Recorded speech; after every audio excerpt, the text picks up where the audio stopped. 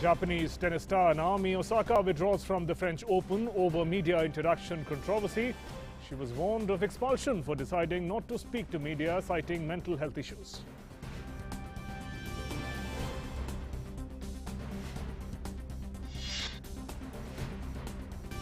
And Copa America will take place in Brazil next month, announces the South American Football Confederation.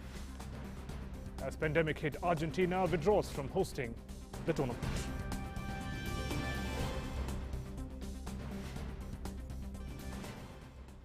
And let's now look at the big news at this hour.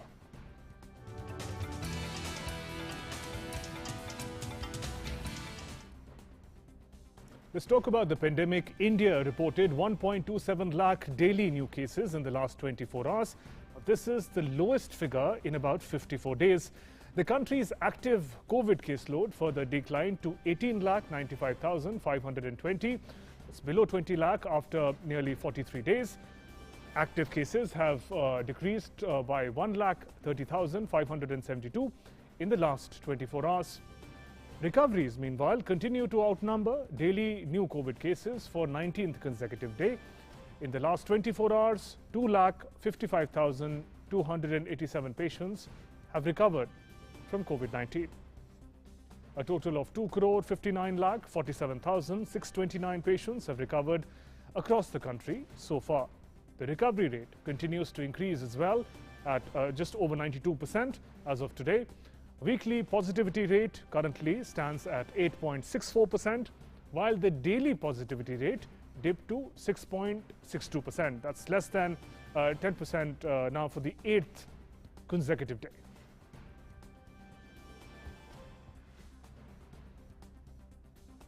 The latest data, the cumulative number of COVID-19 vaccine doses administered in the country has now exceeded 21.60 crores. Over 17 crore 12 lakh beneficiaries have been given the first dose of the jab so far, while over 4 crore 48 lakh beneficiaries were given the second dose. Cumulatively, total over 27 lakh 80,000 vaccine doses were given yesterday, out of which over 24 lakh 79,000 beneficiaries received the first dose on May 31st, and over 3 lakh beneficiaries received the second dose of the vaccine in the past 24 hours. Now, more than 23 crore vaccine doses have been provided to states and union territories. More than 1.57 crore doses are still available for states and union territories to be administered to the beneficiaries.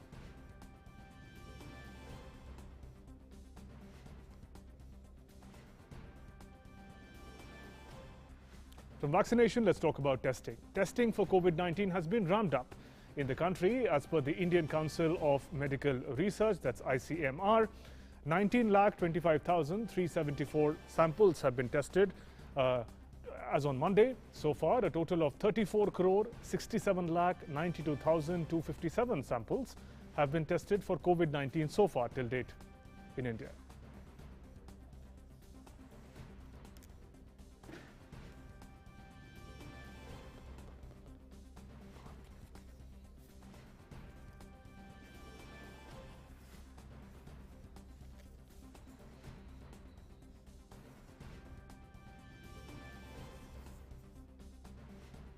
And those are the latest testing data that you're looking on your screen. Now, an important update coming in from WHO. World Health Organization has come out with the new simplified coronavirus naming system, nomenclature system, in a bid to address the widespread confusion in this regard as to which variant originated from where. WHO has settled on letters of the Greek alphabet to refer to the various variants discovered in different parts of the world since the beginning of COVID pandemic. And next, we'll take a look at what the WHO has said and the manner in which the variants have been named. First, we have to understand there are two types of variants which are commonly at place that WHO has identified. One is called variant of concern, the other is called variant of interest. Now, the variant of concern is the one that is more worrisome. It spreads faster. It also shows a certain resistance to test, to treatment in the hospitals, and also to vaccination. So that's the variant of concern. Variant of interest is a variant that is identified as a COVID virus. It shows its transmissibility in a local area. It is still prevalent as COVID, but not as serious as a variant of concern. When core variant of interest shows those worrisome feature that it shows resistance to treatment, that it spreads faster, not just within the local landscape, but also across countries, that's when variant of interest becomes a variant of concern. Now, let us look at the manner in which nomenclature has happened by WHO to name different variants. So, we're looking at variant of concern first, the ones which are more serious and worrisome. So, on that side is WHO label, the names given to the variant, and this is where those variants were first detected in the country. So, the idea is also to not associate the variant with the country. The one that was detected in the United Kingdom of September of 2020 is named as Alpha. The variant detected in South Africa in May of 2020 is called Beta. These are nomenclatures given by WHO. The one detected in Brazil in November of 2020 is called Gamma. And the one that was detected in India in October of 2020 is called Delta. So these are the way in which the variant of concerns, the different variants, have been named through Greek alphabet by WHO. Let's move on to the next slide now. We'll look at the variants of interest and the manner in which they have been named. So they've also been given in the tabulated fashion. So the variant that was discovered in the United States in March of 2020, really around the beginning of the pandemic, when America faced the first wave, is called Epsilon. The one detected in Brazil of April of 2020 is called Zeta. Multiple countries, the variant that was discovered in December of 2020, spotted in different countries, and the origin was not known as such, is called Eta. The one discovered in Philippines in January of 2020 is called Theta. Again, another variant that was discovered in the United States in November of 2020 last year is referred to as Iota. These are the names by which these variants of viruses will be known as. And the one that was the second variant that was discovered in India in October of 2020 is known as Kappa. So those are the names given to the different variants of COVID virus that have originated in different parts of the country. Let's move on to the next point as to why these new names have been given. First point, of course, is to simplify the public discourse. There are very complex scientific names, and also there are misunderstandings where the country of origin is almost associated with the variant, and that causes a lot of concern and issues and confusion. So to make all of that simple names will be now given, those Greek alphabets, against every variant that has come into being. Then the idea is also to remove stigma from emergence of a new variant. Just because a variant emerges out of a particular country does not mean that the country be blamed or be named as sort of originator and creator of the virus. So just to uphold the sort of technicality of the virus identification, a fresh name has been given from Greek alphabet that has no association with the name of the country. Moving on, countries now that the stigma part is removed from the nomenclature, countries are expected to be now more willing to report new mutations as and when they discover it, because it has nothing to do with the country per se. It has to be dealt with in a scientific manner and also named it accordingly. Although these new Greek names have been given, but the existing scientific names of the virus for lab procedures, identification and research, those scientific names will stay. The Greek nomenclature is for common public discourse, for ease of understanding. So those were some of the key reasons why this new nomenclature has been introduced by WHO. We're heading for a short break. Lots more coming up in Midday Prime. Stay with us. Your window to rising India. India's voice on global platforms. Latest news from India and around the world. In-depth analysis of global headlines. Watch DD India in your country. Available for downlink in all Southeast Asian countries. STTV broadcast is available through the satellite GSAT 17 at 93.5 degrees east. HDTV broadcast is available through the satellite GSAT 10 at 83 degrees east. For technical details, scan here. Switch to DD India now. Welcome back. You're watching Midday Prime. We continue with our coverage of the pandemic. Now, many states and union territories gradually relaxing lockdown rules in the country after the declining trend in the new COVID-19 cases. In Madhya Pradesh, residents have got some relief from the stringent lockdown. However, Corona curfew is in place till 15th of June with some relaxed restrictions.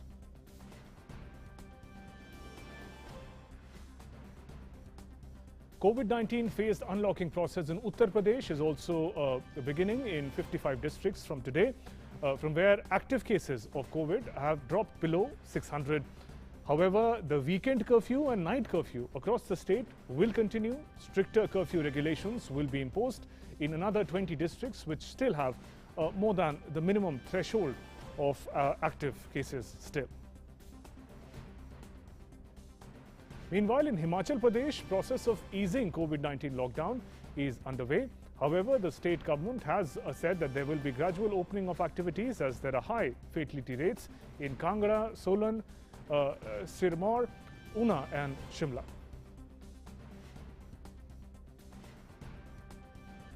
Now, with COVID-19 cases on a steady decline, non-essential shops functioning between 7 a.m. to 3 p.m.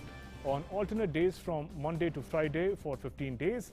Relaxing of stricter lockdown like curbs. These are updates coming in from Maharashtra. BMC permitted distribution of non-essential items along with essential ones under e-commerce. In Jammu and Kashmir, markets reopened as process of partial unlock started in the Union Territory. Shops have been allowed to open on alternate days for now.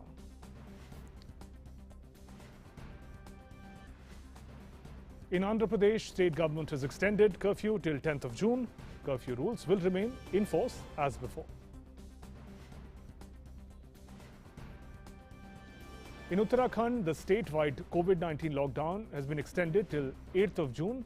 However, grocery services are allowed to open for 2 days a week from 8 a.m. to 1 p.m. Shops of books, stationery will also be opened for a day in a week only. Moving on, the Defence Research and Development Organization DRDO has shared direction for the use of the 2DG medicine that was approved by the Drugs Controller General of India. Earlier, the direction for the use of 2DG medicine includes the following guidelines: emergency use as adjunct therapy to standard of care in COVID patients being treated in hospital, prescribed for moderate to severe COVID patients for maximum of up to 10 days. Caution should be exercised for patients with uncontrolled diabetes, severe cardiac problem, acute respiratory distress syndrome, that's also referred to as ARDS, severe hepatic and renal impairment, not to be given to pregnant and lactating women and patients below 18 years of age, and to contact Dr. Reddy's Lab, Hyderabad for medicine supply at 2dg@drreddys.com. Now, as India's vaccination rollout against COVID-19 pandemic is underway, the largest commercial consignment of Sputnik vaccine arrived in Hyderabad earlier this morning with some 3 million doses delivered to Dr. Reddy's Lab. The vaccines will later be sent to different parts of the country as per the demands raised by the state governments. And after Covishield and Covaxin, Sputnik will become the third COVID-19 vaccine that will be administered to the people in large scale. The Drugs Controller General of India had granted permission for restricted emergency use of Sputnik with certain conditions.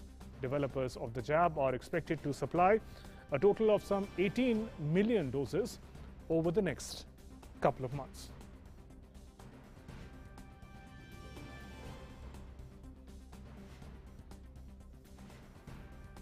Let's get some update from the grounds as well. Our correspondents are reporting from different parts of the country. Meghna is connecting with us from Delhi and Srikanth is joining us from Bhopal. Meghna, if I can come to you first, we were just talking about how the unlock phase has started in the national capital. How is the unlock going to unfold? If you can give us the details of that first.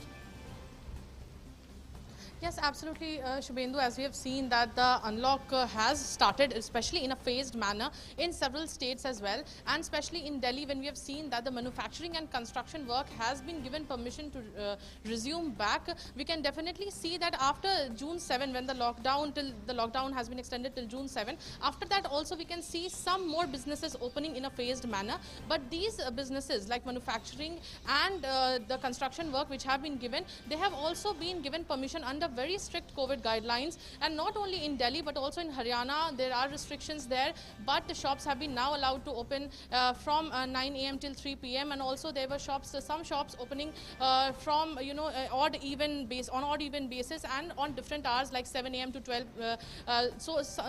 So the timings have to be decided, and after that a phased lockdown is to be done. And several other states also, if we can see till in Odisha the lockdown is there till June 17. In Gujarat the relaxation has been given in the night curfew, and also shops have been allowed to open from 9 a.m. till 3 p.m. So different types of mechanism is being accepted by different states. An autonomous decision is being taken. The states have that autonomy to decide in what manner they are going to be opening for business, because business activities have to be resumed now, because we have had a long lockdown in that sense, in a very restricted lockdown, but some restricted relaxations are being given, be it the weekend curfew or the night curfews as well. So in Delhi also we can see after June 7th some more respite can be given, especially for the business sector, so that the economy can be back on track. And also in places around, even in Uttar Pradesh, Bihar or Jharkhand, where the lockdown is there till June 3. After that we can see that some places so that to bring the business back on track, some relaxations might be given, and we can see those very soon, because the lockdown is there only till June 3, June 7, June 10, June 15 or 17. Right. So in the mid of June we might see businesses running back on track in some states. Right, Meghna, fresh guidelines have come for the 2DG medicine by DRDO. If you could give us an update on the effectiveness and availability of this medication in the times of the pandemic crisis. Definitely a very game-changer medicine by the DRDO, the Institute of Nuclear Medicine and Allied Sciences has developed it. But the directions by the Drug Controller General of India comes very handy and very timely, because the 2DG drug is just in a powder form. It is just like how you drink glucose. You have to dissolve it in water and you can administer it. The administration is very easy for this drug. So what the DCGI has told is that you have to administer this drug only in hospital settings, and it is to be used for moderate to severe COVID patients and prescribed very early. So prescribing this drug very early will come in very handy, because it actually accumulates in the cell which is infected by the virus, and after that it stops the viral synthesis and also it stops the energy production. So definitely decreasing a patient's dependence on supplemental oxygen. So definitely prescribing this medicine early as possible, which has been directed by the DCGI, is very important. But also caution is to be practiced when we are dealing with renal impairment patients, uncontrolled diabetes patients, severe cardiac patients. So caution is to be applied there as well, because it is a very handy medicine, but only to be given in hospital settings. This comes across very timely, because it is just an analog of glucose. This sachet is just an analog of glucose, a molecule which has to be dissolved in water and can be taken, and just because it is an analog of glucose, it can be produced in large quantities. So this drug, when administered at the right time, prescribed early, but the maximum dose has to be of 10 days. That has been said by the DCGI. A very game-changing medicine, but definitely these directives have to be abided by, because these are very crucial directives that has been laid out by the DCGI. Right. Meghna, do stay with us while we get some updates from Madhya Pradesh as well. Srikanth is connected with us from Bhopal. Srikanth, what is the pandemic situation on the ground in Madhya Pradesh, and how is the unlock plan going to unfold? Thank you, Shubhendu. Well, the situation has improved considerably here in Madhya Pradesh since the month of April, where we were seeing positivity rates of up to 23 to 24%. Now the positivity rate here has come down to 1.6%. And out of the 52 districts which are there in the state, 47 districts have less than 5% positivity rates. Out of these 47, there are about 12 districts who have less than 1% of positivity rate. So that's why the government is now going for a phased lockdown, as in like you rightly mentioned earlier, the corona curfew will still be in place. till the 15th of June. But there will be partial relaxation given, in some areas, so as to, restart the economic activity to some extent.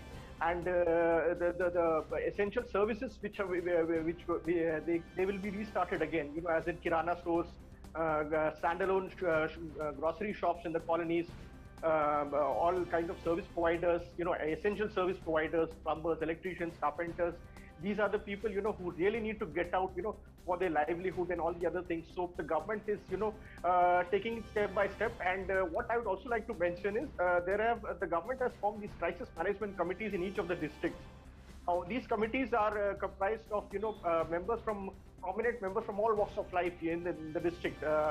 So they may be advocates, doctors. So these committees have been given the power to, once if the positivity rate starts to rise again, then they have the power to, impose corona curfew, lockdown-like conditions. So what we can say is the government is moving ahead with caution, however. And the vaccination drive is also being, tried to intensify. The majority of the 45+ population has been covered. Some of the issues which were there in procurement of vaccines for the 18 to 44 group, they are also being worked on upon. And the government is going all out, to try and cover more and more of the 18 to 44 group into vaccination. All right. Meghna, also talking about vaccination, one of the biggest consignments of Sputnik vaccine arrives in the country.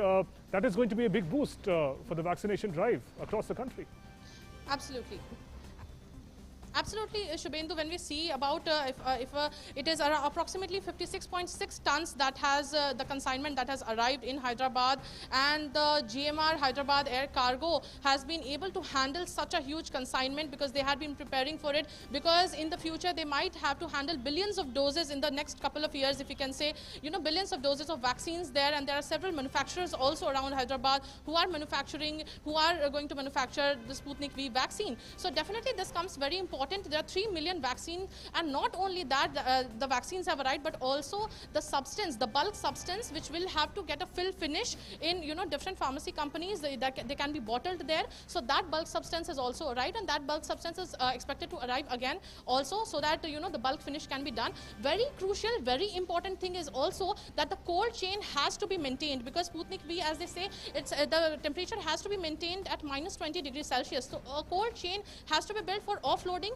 and then uploading it on any other aircraft if it has to be sent somewhere else. So and also GHAC, the air cargo, has been able to make a specific dedicated pharma zone, a kind of a terminal, which is India's first such terminal, which is able to handle such kind of pharma cargo, and in a huge quantity as well. Because if we talk about 3 million vaccines, 3 million doses, it is a huge amount. 56.6 tons is a huge amount that has been handled. And again also such consignments are expected to come, because when we talk about the vaccine transportation, not only they're expected to come, several vaccines have to be transported not only to the center but also to the different states. So such kind of mechanism that has been built at the GHAC is going to be very crucial and will come in very handy when we talk about proper transportation, proper handling of these vaccine doses. Right there, Meghna, Srikanth, thanks very much for joining us with those updates. Moving on, the central government has recently announced that it would be providing many facilities, including pension to the dependents of those who have lost their lives due to the coronavirus pandemic. Along with pensions for dependents, the government has also ensured increased liberalized insurance compensation for families or dependents of those affected by virus.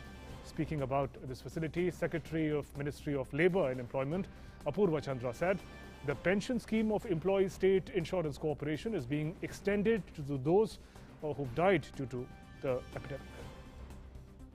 A very new scheme from the Employee State Insurance Corporation, which has about 3.5 crore workers on its rolls, that 90% of the last pay drawn would be paid to the dependent, that is the dependent wife or mother or the children, the son or unmarried daughters. For the wife and mother, till they are alive, this pension would be given. For the son, till he attains the age of 25, and or for a daughter till she gets married. These rules are already there, but then this is a very, very big benefit, because they will continue to draw the same salary for the period of their life, which gives a huge economic support to them in the time of their need. And India remains fully committed to the cause of protecting and implementation of comprehensive strategic partnership with Australia. In a series of tweets, Defence Minister Rajnath Singh has said both sides look forward to convening the ministerial 2+2 dialogue at the earliest opportunity. Says it is heartening to note that Australian armed forces have wholeheartedly supported India in its fight against COVID-19. He says spoke to Australian Minister for Defence, Mr. Peter Dutton, about the measures taken by both the countries to fight against COVID-19 pandemic. India and Australia share a warm and people-to-people contact underpinned by a strategic partnership. Union Minister Dharmendra Pradhan inaugurated a 270-bed COVID care centre at Jindal Steel and Power Plant in Angul in the state of Odisha.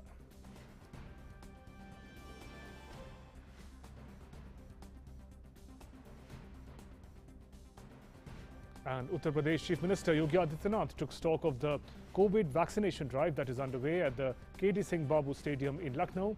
From today, all citizens aged over 18 years are being administered vaccine free of cost across 75 district headquarters in the state. After taking stock of vaccination rollout, Chief Minister said that till now over 1 crore 83 lakh people have been given a vaccination in the state, and the target is to vaccinate 90 lakh to 1 crore people in the month of June. A special campaign is underway for providing vaccination for 18 to 44 years of age and also old age group. For this, 2,100 centers have been set up across Uttar Pradesh. मैं अब तक 1,83,00,000 से अधिक लोगों को हम लोगों ने वैक्सीन दिया है।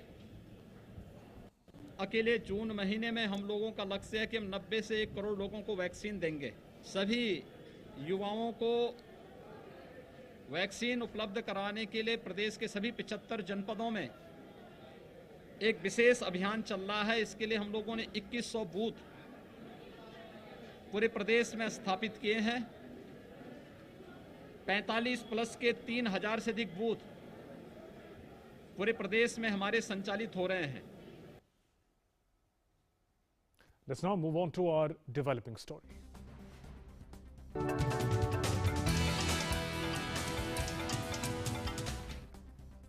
External Affairs Minister of India Dr. S. Shankar will today chair the meeting of BRICS foreign ministers through video conferencing.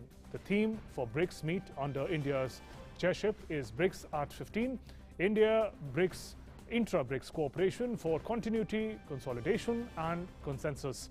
The 13th BRICS summit will be held under India's chairship. It will be the third time that India will be hosting the BRICS summit. This is after 2012 and 2016. Post-COVID economic recovery, strengthening of multilateral system to make it more effective and further enhancing cooperation amongst BRICS nations will be key items on the agenda of the group's foreign ministers meeting. The foreign ministers are also likely to discuss the need for reforming the multilateral system and ways to enhance cooperation in countering the common challenge of terrorism.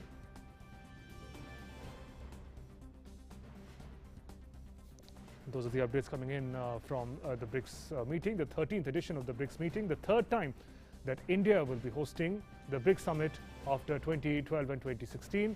Various key issues in focus, from handling the pandemic challenge to handling the challenge of terrorism. The leaders will be deliberating on issues to make a common coordinated response to the challenges faced by the world. Now, my colleague Abhishek Jha is joining us for more updates on the upcoming BRICS summit. Abhishek, take us through the importance of India's chairship of this edition of BRICS summit, and what are the key expectations? We saw the focus areas, but key expectations of the nations from the summit. So, of course, Shubhendu, as we know that the crisis, currently the world is facing, has been more centered around this COVID pandemic. So we can expect that there will be discussions and deliberation on to how to deal with this whole pandemic in a more collective and collaborative way. Remember, as a BRICS nation, this whole institutions have the responsibility for almost 41% of the population of the entire world. 24% of this GDP of the world is also situated around in these five nations. So not only the healthcare infrastructure and ramping up the overall vaccination drive across these countries and other parts, but also how to deal with the cascading effect of the economic crisis that has come in the wake of COVID can be one of the discussion area. Besides, India as a chair of BRICS has also has been highlighting this need to define and act upon in a more robust manner against all form and manifestation of terrorism. When we talk about terrorism, of course, there is a wheeled suggestion towards Pakistan, because Pakistan is the one country which India has regularly and with substantive proof has said that Pakistan has been harboring the terrorists for long, and Pakistan has been one nation who's been responsible for the terrorist activities in this entire region. China being the one key ally and friend and also influencer of Pakistan is a country during which discussion one can expect that China would be pressurized in a way to deal with certain terrorist activities of Pakistan and to influence Pakistan in a way that Pakistan stops supporting and abetting terrorists and terrorist activities and individuals who have been linked with this whole terror nexus. This is one reason. Also, the multilateral organizations across the globe, especially those who have been very reputed, like WHO, United Nations, World Trade Organization, these have been long pending. There have been long pending reforms in this organization, and now with the current economic scenario across the globe and the geopolitical scenario across the globe, India has always highlighted that these organizations do not reflect the current realities of the world. So how to go about it? What are the reforms that are needed, and how bigger countries, especially India, can have more strong representation and presence in these organizations. This is also one issue and one area where India is going to focus on this BRICS summit. Right there, Abhishek. Thanks very much for joining us with the highlights of the upcoming BRICS summit. Now moving on to our National Prime segment.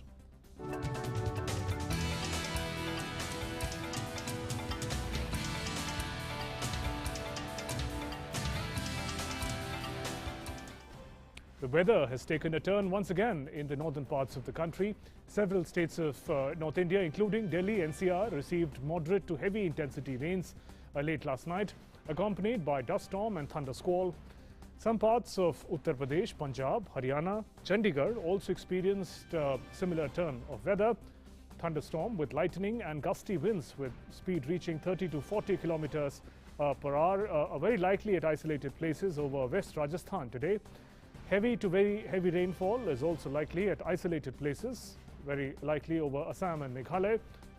Now, according to the Met Department, the capital may receive light rainfall on 2nd and 3rd of June as well. The onset of southwest monsoon is likely to take place on June 3rd. And India's Met Department today, in fact, updated its forecast for 2021 southwest monsoon rainfall over the country. According to the Weather Department, the southwest monsoon, seasonal from June to September rainfall, is likely to be normal. The rainfall over the country as a whole is likely to be 101%. As per the IMD, southwest monsoon seasonal rainfall over the monsoon core zone, which comprises most of rain-fed agriculture regions in the country, is most likely to be above normal. Seasonal rainfall is also most likely to be normal over northwest of India, above normal over central India, and below normal over northeast India during the monsoons. Most parts of the country expected to receive normal to above normal rains during the season. And now also our correspondent Tapo spoke to Mrityunjay Mahapatra, DG IMD, to get more details. Joining me is Director General of IMD, Dr. M. Mahapatra, to talk about the long forecasting of the monsoon that is expected. And let's talk about it. And sir, what can we expect about this LPA monsoon? Is it going to be normal or is it going to be above normal? As for the second stage monsoon forecast issued today, rainfall for the country as a whole is likely to be normal. We say it normal when it lies between 96% to 104% of the long period average. The rainfall for the country as a whole during June to September is expected to be 101% of long period average, with model error of ±4%. Sir, now we're talking about the few areas, especially Northwest India, Northeast India. There are different, LPA that has been given. Can you explain us what are the different LPAs for these 4 places?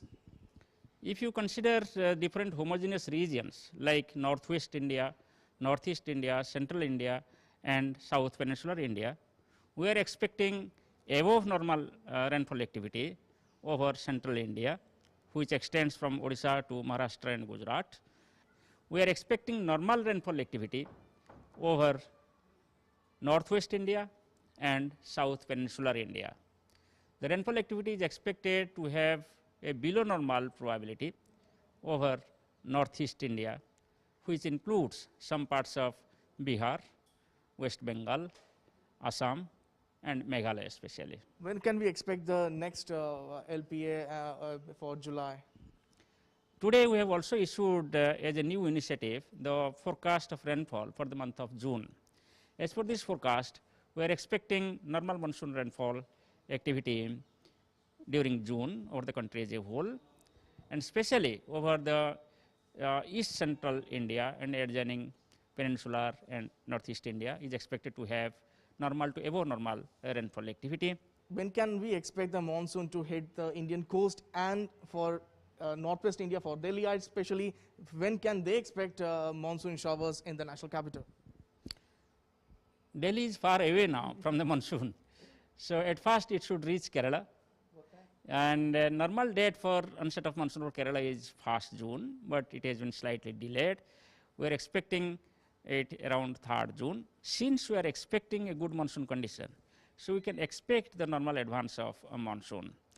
So therefore, we will be monitoring the advance of monsoon, and from time to time, we will indicate the monsoon advance possibility over different parts. Appreciate your time. So that was DG IMD M. Mohapatra giving us a brief about the monsoon's arrival in the country, expected to be on 3rd of June in Kerala. And it's a good news for all the agriculturists, all those farmers who are looking forward for a average and normal monsoon this year.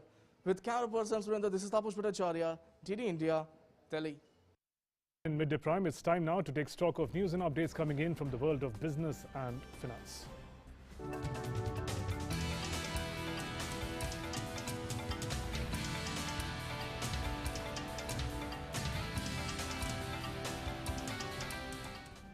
And my colleague Tanvi brings us up to speed with all the details. Thank you, Shubhendu. Well, in Business Prime news about the domestic stock markets first, the Indian equity indices have been swinging between small losses and gains in afternoon deals on Tuesday. So the Sensex at the Bombay Stock Exchange had added 45 points to 51,983 a short while ago. The Nifty at the National Stock Exchange had advanced just 5 points to 15,589. In the broader market, the BSE Mid-Cap Index had lost 0.2%, while the Small Cap Index had dropped 0.3%.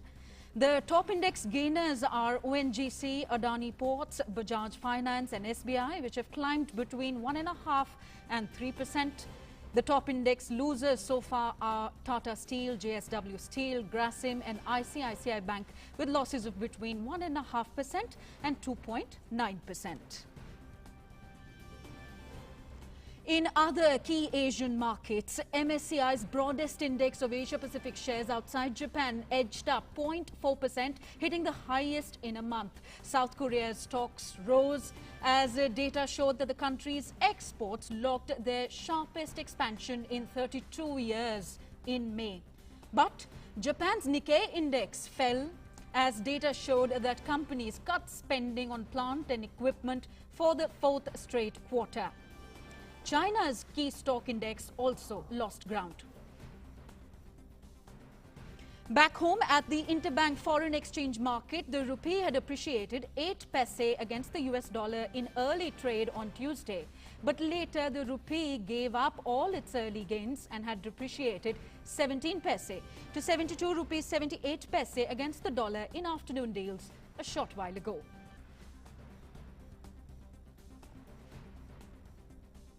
At the multi-commodity exchange, gold had gained 300 rupees to 49,121 rupees per 10 grams.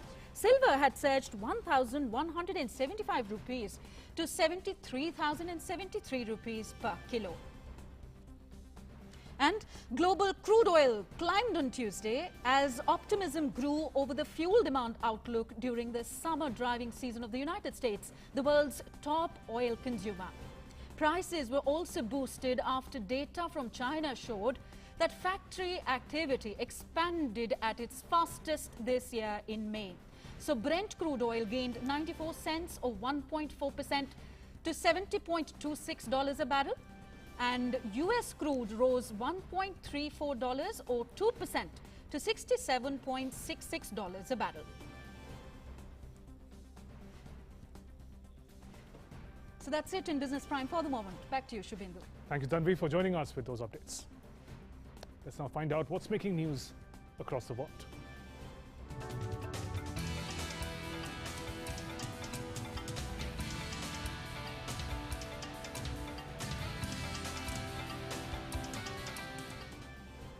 A look at the COVID-19 updates from across the globe first. The world continues to fight the COVID-19 pandemic.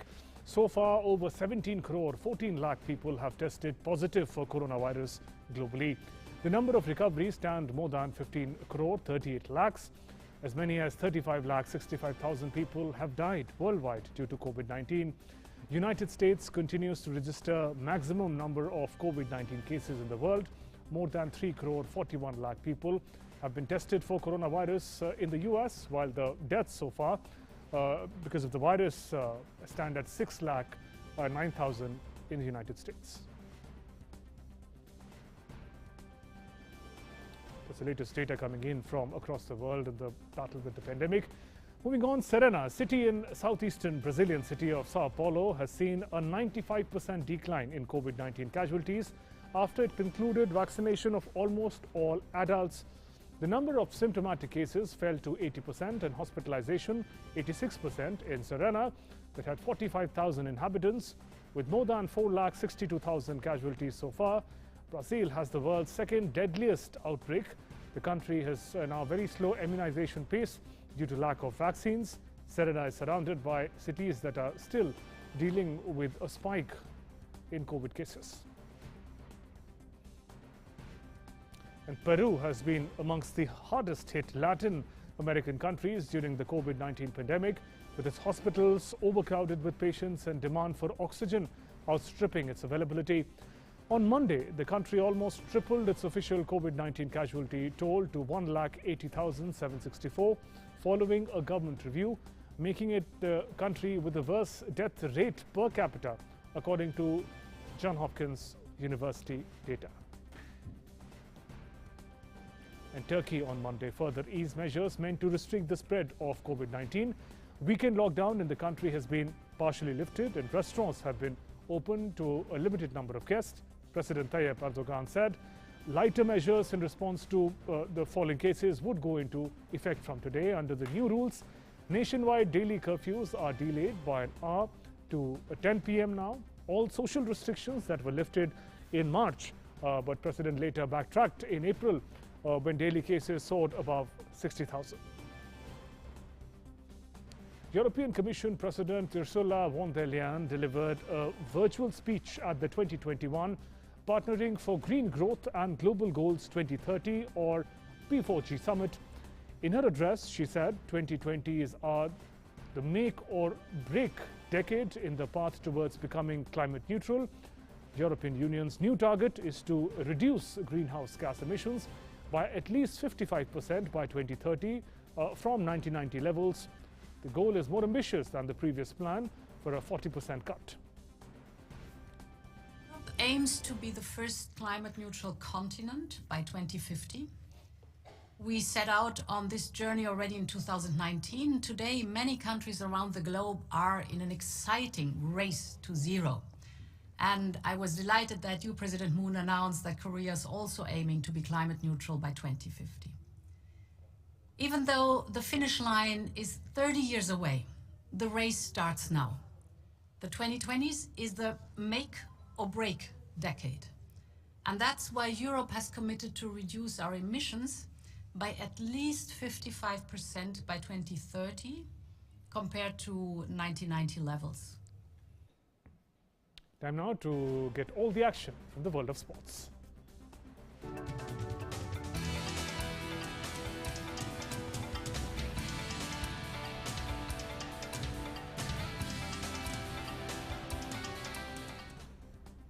And my colleague Suchitra brings us the updates. Thank you, Shubhendu. Let's start with some good news from the world of boxing. In the Asian Boxing Championship, the 19-member Indian contingent concluded their campaign with highest ever 15 medals, including 2 golds, 5 silver and 8 bronze. Indian boxer Sanjeet put up a solid show against the 3-time Asian champion Vasily Levitt in the men's 91 kg final to hand country its second gold at the championship on Monday. Sanjeet managed a convincing 4-1 victory against the Rio Olympic silver medalist. हम यहाँ Dubai में boxing championship के लिए आए थे और यहाँ मैंने गोल्ड मेडल जीता है और यहाँ मैंने फाइनल्स में कजाक के ओलंपिक सिल्वर मेडलिस्ट को हराया है और ये मेरा फर्स्ट टूर्नामेंट है इंजरी के बाद, मेजर इंजरी के बाद, और मुझे बहुत अच्छा महसूस हो रहा है कि मैंने ओलंपिक के सिल्वर मेडलिस्ट को हराया है और मैं धन्यवाद करना चाहता हूँ साई का, BFI का, आर्मी का और JSW का. On the other hand, Amit Panghal and Shiva Thapa ended their silver after suffering defeats in their respective finals. Japanese tennis star Naomi Osaka has withdrawn from French Open over media interaction controversy. She was warned of expulsion for deciding not to speak to media, citing mental health issues. Announcing her decision through a tweet, she informed of the long battle she had been fighting since US Open in 2018. Apart from being fined $15,000 for not interacting with media post her first round win, she was also warned getting banned from future matches for not following the media obligations. The French Tennis Federation, organizers of the French Open, called Osaka's withdrawal unfortunate. FFT President Gilles Moreton wished her a quick recovery. First and foremost, we are sorry and sad for Naomi Osaka. The outcome of Naomi withdrawing from Roland Garros is unfortunate. We wish her the best and the quickest possible recovery. And we look forward to having Naomi in our tournament next year. As all the Grand Slams, the WTA, the ATA, the ATP and the ITF, we remain very committed to all athletes' well-being and to continually improving every aspect of players' experience in our tournament, including with the media, like we have always strived to do. Leading figures in tennis and sport rallied to support Naomi Osaka after she withdrew from the French Open in a row about post-match media duties. Her withdrawal triggered a wave of support from around the sporting world. Multiple Grand Slam winner Venus Williams posted on Instagram, "So proud of you, take care of yourself and see you back winning soon." Billie Jean King spoke about the importance of mental health.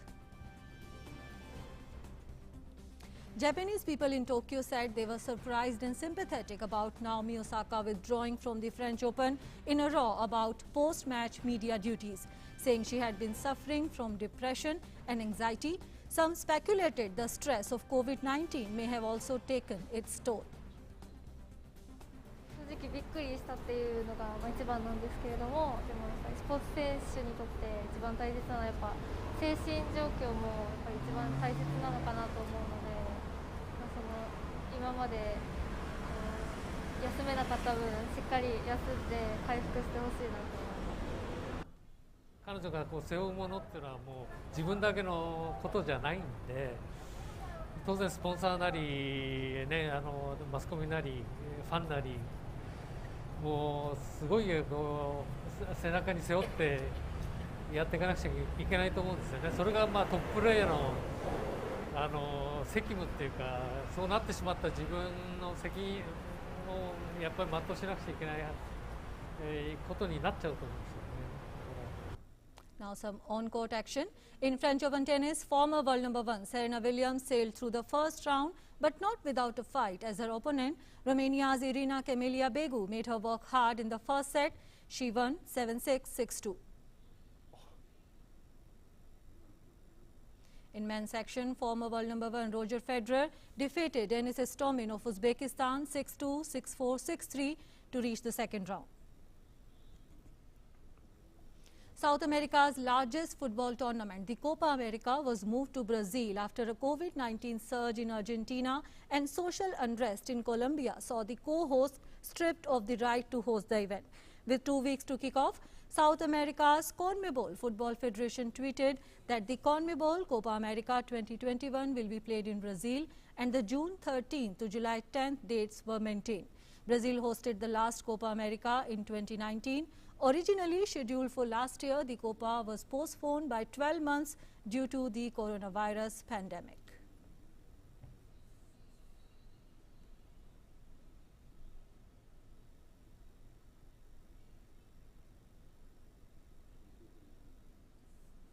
So those were some sports updates. Back to you, Shubhendu.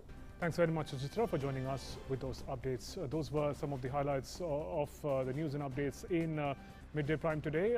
We'll try and look at some important updates in our consequent later bulletins as well. As we leave, remember to follow all COVID-appropriate behavior, including wearing a mask at all times. Namaskar. And remember, today is 92nd birth anniversary, in fact, of legendary actress of Hindi cinema, Nargis ji. In an active Bollywood career that spanned for nearly 2 decades, Nargis delivered some of the most iconic characters of the Indian film industry. Her performance was not only loved by the fans, but also received critical acclaim. Before we conclude this edition of Midday Prime, in fact, we leave you with the immortal legacy of actress Nargis ji and her performances that continue to mesmerize audiences. Namaskar.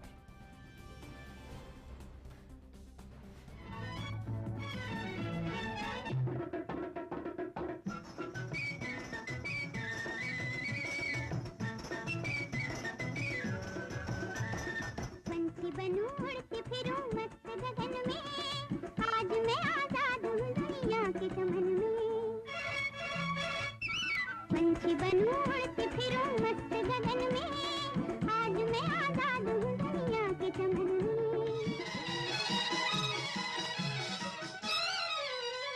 प्यार हुआ इकरार हुआ है, प्यार से फिर क्यों डरता है दिल। प्यार हुआ इकरार हुआ है, प्यार से फिर क्यों डरता है दिल। कसम तुझे मेरी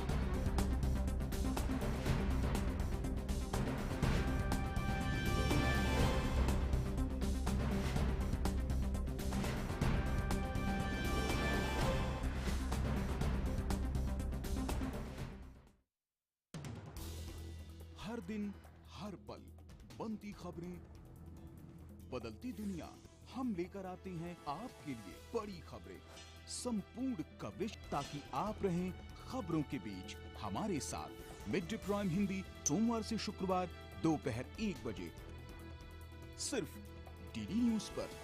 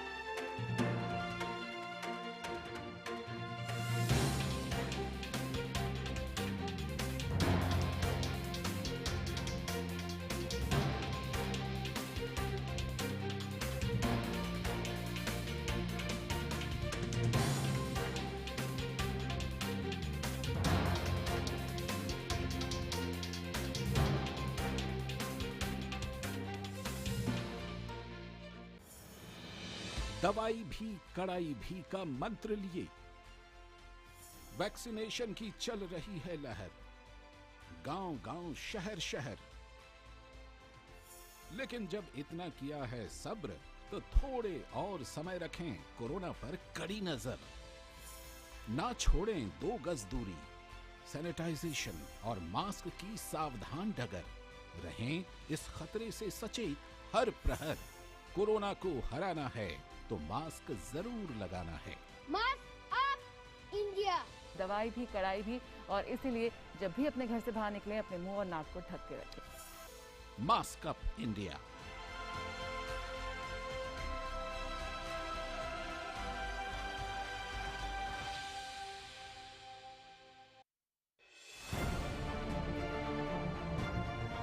कोरोना के विरुद्ध लड़ाई में सही और सटीक जानकारी है अहम। भ्रामक प्रचार को दूर करने और लोगों की शंकाओं के समाधान के लिए दूरदर्शन ला रहा है विशिष्ट डॉक्टरों की राय अपने डॉक्टर स्पीक कार्यक्रम में हर रोज दोपहर 12 से 1 बजे, दोपहर 3 से 4 बजे और शाम 7 से 8 बजे डीडी न्यूज और डीडी इंडिया पर। अपने सवालों के लिए डायल करें 011-233-87